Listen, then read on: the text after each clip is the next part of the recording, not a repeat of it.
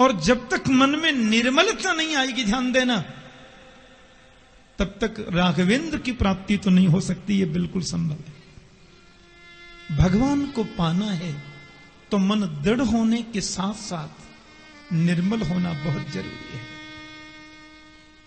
मनः एव मनुष्याणाम कारणम बंध मोक्षयो बद्धम तु विषयासक्तम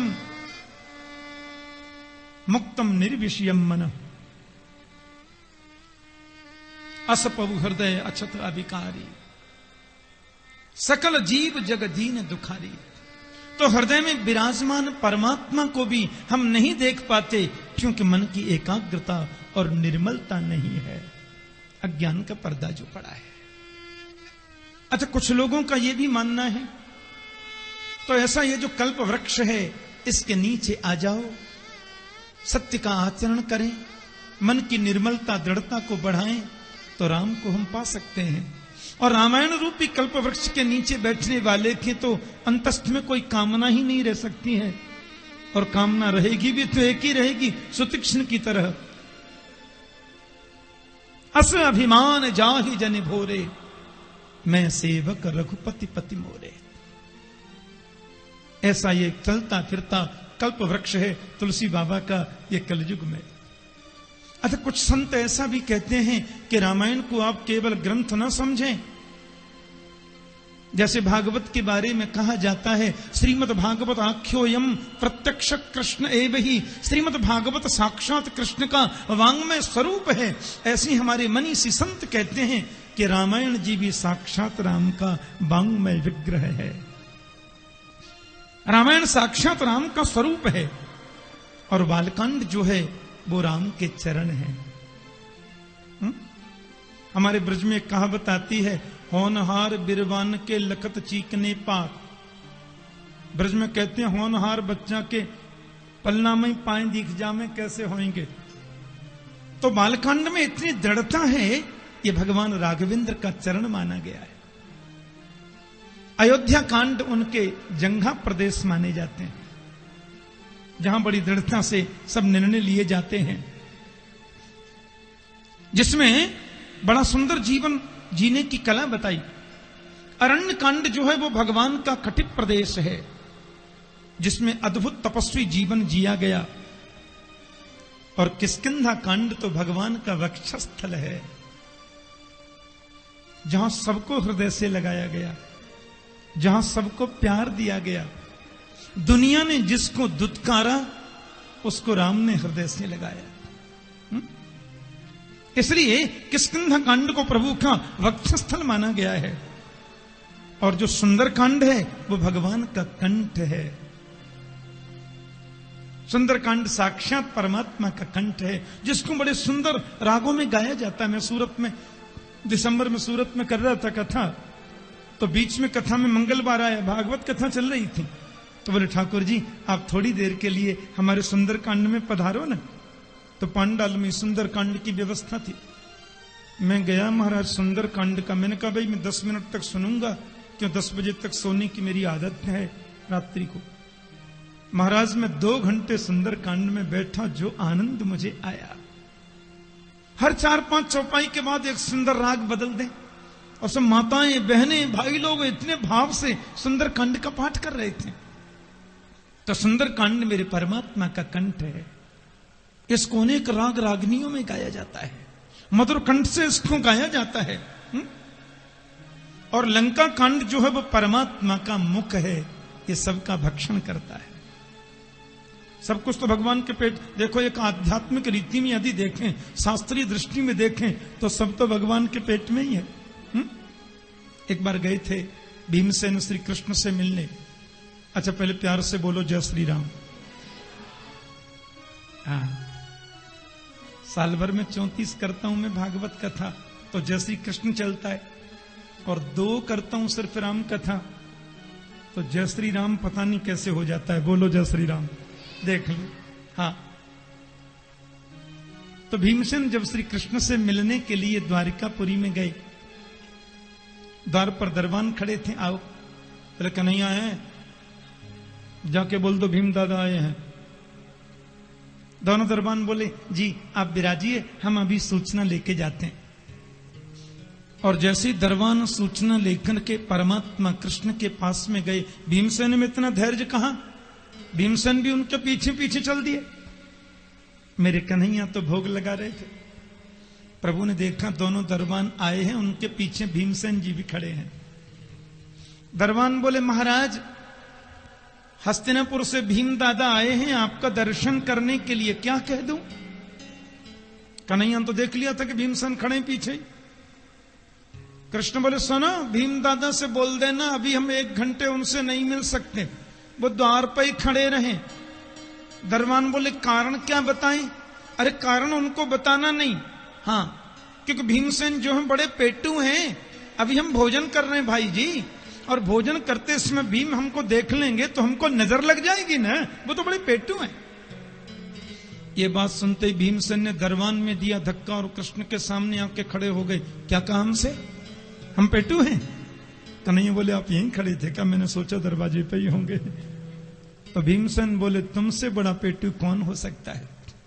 कि यस्य ब्रह्मत छत्रंच उभे भवतु ओदनम। शास्त्र में लिखा है कि ब्राह्मण क्षत्रिय वैश्य काल रूप से परमात्मा इन सबको दाल भात बना करके खा जाते हैं। उभे भवतु ओदनम, और सारी दुनिया को नष्ट करने वाली, दुनिया का विनाश करने वाली जो मौत है, बोले मृत्यु यस्योपसेचनम, उस मृत्यु को चटनी बना करके परमात्मा चाट जाता है। सब कुछ तो उसके पेट में ही है। एक समष्टि दृष्टि से यदि हम देखने का प्रयास करें तो ये हम जहां बैठे हैं वो भी उनके पेट में है, हम भी उनके पेट में हैं, सारी दुनिया भी उनके पेट में ही है। तो लंका कांड जो है वो परमात्मा का मुख है, सबका भक्षण करता है? और उत्तर कांड जो है न जी, ये रामायण रूपी परमात्मा राम का मस्तिष्क है, समस्त ब्रह्म विद्या मस्तिष्क में भरी हुई है। तत्व ज्ञान, ब्रह्म विद्या, अध्यात्म। संसार में रहकर भी हम संसार से अलग कैसे रहें? दुनिया में रहकर भी हम दुनिया से दूर कैसे रह सकते हैं?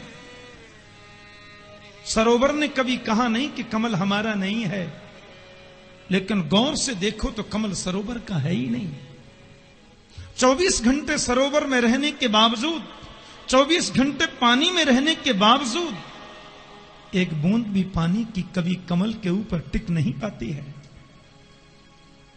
तो संसार में रहकर भी हम संसार से दूर कैसे रहें? एकांत में बैठो। आज का मनुष्य बड़ा खोखला होता जा रहा है, ध्यान देना।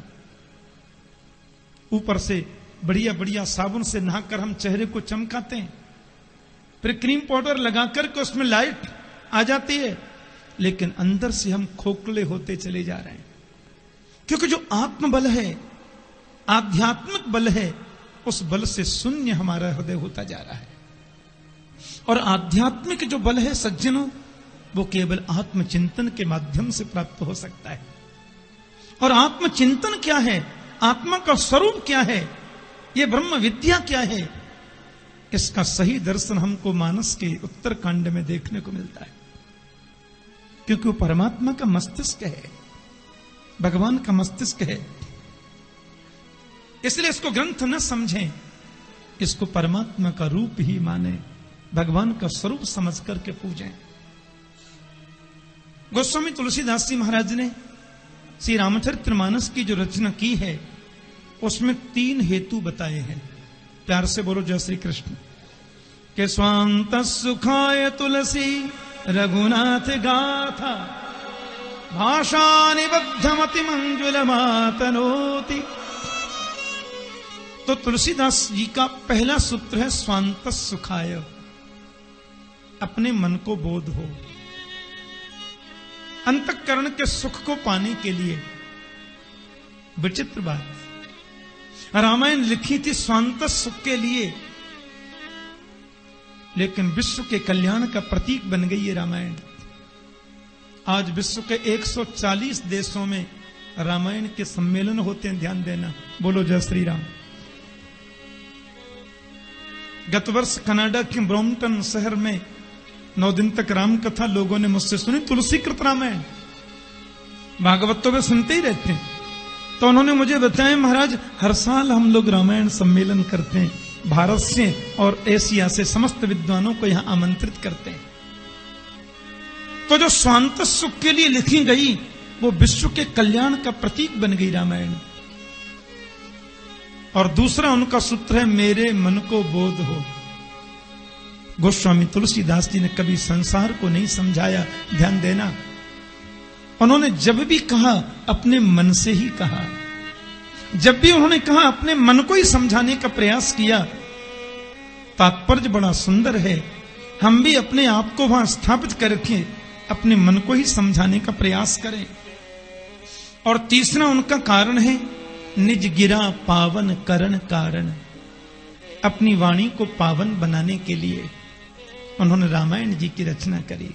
तो स्वांत सुख के लिए, मेरे मन को बोध प्रकट हो इसके लिए, और अपनी वाणी को पावन बनाने के लिए। इन 3 सूत्रों को लेकर के हम लोग भी यहां 9 दिनों तक श्री रामायण जी का इस पवित्र अनुष्ठान करेंगे। अंतःकरण का चैन मिले, मन को बोध हो और प्रभु चरणों में प्रीति हो। देखा जाए तो जीवन का लक्ष्य यही बनना चाहिए। और हर व्यक्ति के अंतर मन में बोध की आकांक्षा जगे तो पूरा संसार बोध गम्य हो जाए। इसलिए बड़े भाव, बड़ी श्रद्धा से आइए रामायण जी का पावन शुभारंभ करते हैं। एक सज्जन मेरे से परसों कह रहे थे, बोलो ठाकुर जी आप तो भागवत के अनेकों आयोजन कर सके, संस्कृत के निष्ठावान विद्वान हैं, रामायण के प्रति रुझान कैसे हुआ, राम कथा के प्रति आकर्षण कैसे हुआ? मैंने कहा भैया ये मुरली वाला तो सखा है ही है, पर दासत्व को भाव जब भी आता है तब अंतर हृदय में धनुषधारी दिखाई देने लग जाता है। बोलो जय श्री राम। दास रघुनाथ का, नंद सुत का सखा, कुछ इधर भी रहा कुछ उधर भी रहा।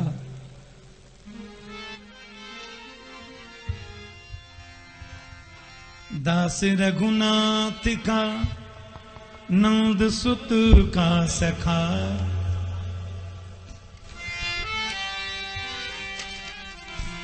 दास रघुनाथ का, नंद सुत का सखा, कुछ इधर भी रहा कुछ उधर भी रहा।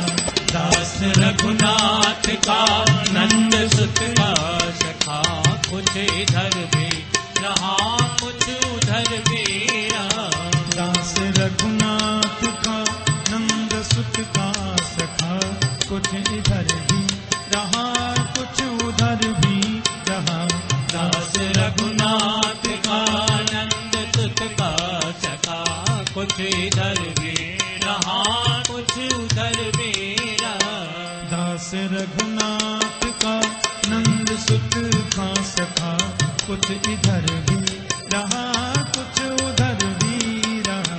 दास रघुनाथ का, नंद सुत का सखा, कुछ इधर भी रहा कुछ उधर भी रहा। सुख मिला श्री अवध और ब्रजवास का, कुछ इधर भी रहा कुछ उधर भी रहा। सुख मिला श्री अवध और ब्रजवास का, कुछ इधर भी रहा कुछ उधर भी रहा। सुख मिला श्री अवध और ब्रजवास का, कुछ इधर भी रहा कुछ उधर भी रहा। सुख मिला श्री अवध और ब्रजवास का, कुछ इधर श्री हरि रहा कुछ उधर भी रहा। दास रघुनाथ का, नंद सुत का सखा, कुछ इधर भी रहा कुछ उधर भी रहा। दास रघुनाथ का,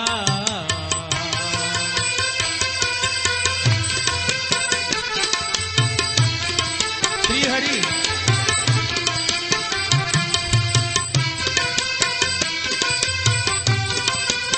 अवध का दर्शन, व्रत का वास दोनों मिल रहे हैं।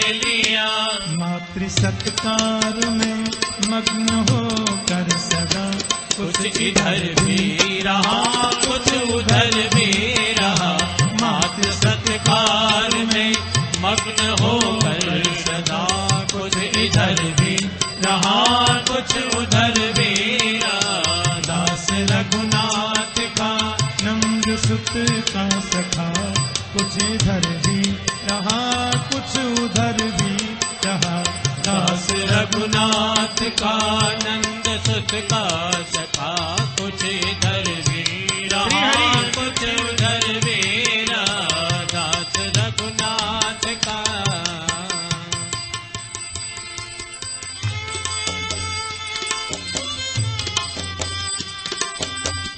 श्री हरि जय हो।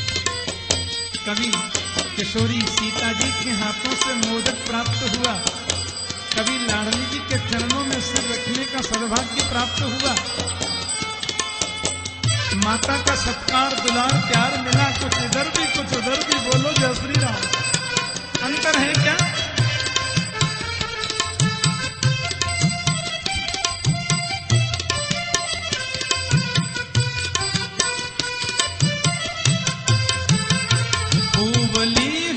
प्रसादी अवधराज की, खूब झूठन मिली यार ब्रजराज की। खूब ली है प्रसादी अवधराज की, खूब झूठन मिली यार ब्रजराज के।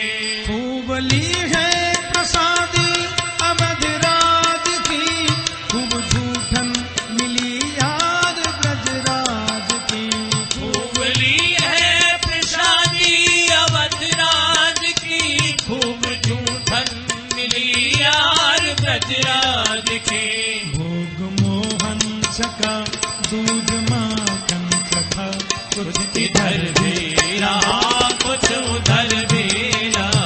भोग मोहन चखा दूध माखन चखा, कुछ इधर भी रहा कुछ उधर भी रहा।